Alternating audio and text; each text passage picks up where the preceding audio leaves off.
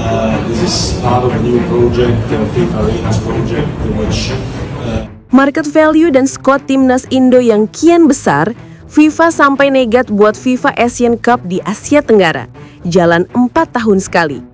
Media Eropa, mending Indonesia tolak daripada dimanfaatin.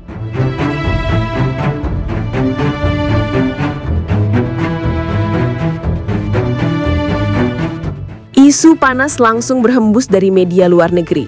Beberapa portal besar Eropa menduga turnamen ini bukan murni inisiatif pengembangan, tapi bagian dari proyek tersembunyi FIFA untuk memperluas kendali bisnis mereka di Asia. Salah satu media asal Inggris bahkan menulis, FIFA tahu Indonesia sedang jadi magnet sepak bola. Mereka nggak mau kehilangan momen itu. Lebih parahnya lagi, muncul kabar bahwa format FIFA Asian Cup bisa jadi hanya kedok marketing buat menarik sponsor-sponsor global yang sedang mengincar pasar Asia Tenggara. Dan target utamanya, ya Indonesia. Beberapa jurnalis sepak bola luar bahkan nyebut Indonesia cuma dijadikan umpan hype biar negara lain ikut gabung dan biar turnamen ini kelihatan besar. Karena tanpa Indonesia, turnamen ini bisa dianggap gagal sebelum dimulai. Tapi di balik semua rumor itu, muncul bocoran yang jauh lebih serius. Dari laporan internal yang sempat diunggah ulang di beberapa forum olahraga luar negeri, FIFA ternyata sudah merancang konsep Asian Cup ini sejak 2024, tepat setelah ledakan penonton timnas Indonesia di kualifikasi Piala Dunia dan Piala Asia. Data penontonnya bikin kaget semua pihak. Angka streaming dan engagement Indonesia mengalahkan beberapa negara Eropa untuk pertama kalinya. Dan dari situ, FIFA sadar Asia Tenggara adalah tambang emas baru, pasar dengan ratusan juta penggemar yang siap nonton, beli merchandise, dan bikin angka sponsor naik drastis. Tapi buat bikin proyek itu jalan, mereka butuh satu wajah besar di depan, dan pilihannya jelas, Indonesia. Beberapa media luar bahkan menulis terang-terangan, FIFA tidak menciptakan Asian Cup untuk Asia Tenggara, mereka menciptakannya untuk Indonesia. Spekulasi makin liar. Ada yang bilang Asian Cup ini sebenarnya akan menggantikan AFF Cup dalam jangka panjang. FIFA ingin menghapus format lama dan bikin kompetisi baru dengan branding global, di mana semua hak siar, sponsor, dan pendapatan langsung dipegang oleh FIFA, bukan oleh federasi lokal kayak AFF. Artinya, negara-negara ASEAN termasuk Indonesia hanya akan dapat bagian kecil dari profit yang mereka hasilkan sendiri. Dan inilah yang bikin publik Eropa makin nyinyir. Media Belanda menulis sinis, FIFA nggak sedang membantu ASEAN, mereka sedang membungkus Asia Tenggara jadi produk dagang baru.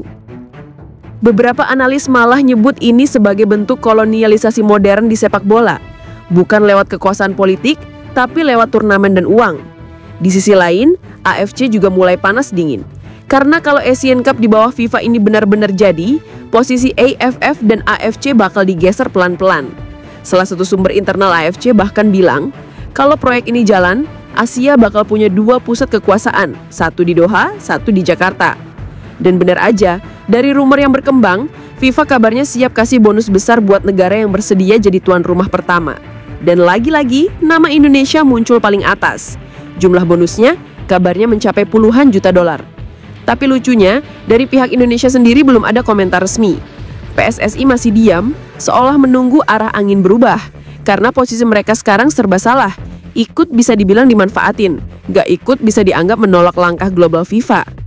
Di tengah situasi itu, media Eropa terus ngegas. Media Prancis menulis, kalau Indonesia mau maju, mereka harus berani menolak.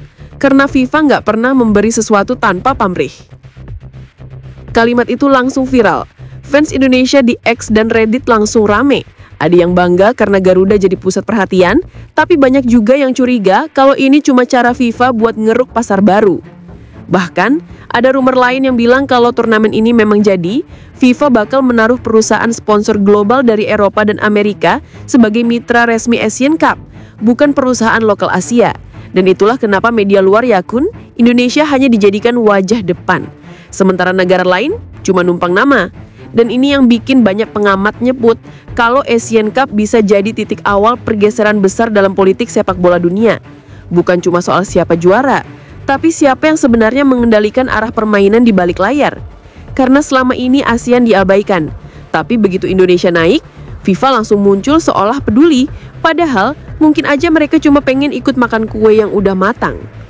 Dan di akhir laporannya, salah satu jurnalis Eropa nulis kalimat yang sekarang jadi sorotan di mana-mana. Asian Cup bisa jadi panggung emas untuk Indonesia atau jebakan manis yang dikemas rapi oleh FIFA. Jadi sekarang tinggal satu pertanyaan besar yang belum dijawab siapapun. Apakah Indonesia bakal berdiri sebagai simbol kebangkitan Asia Tenggara atau justru jadi pion di papan catur FIFA yang lebih besar dari yang kita kira?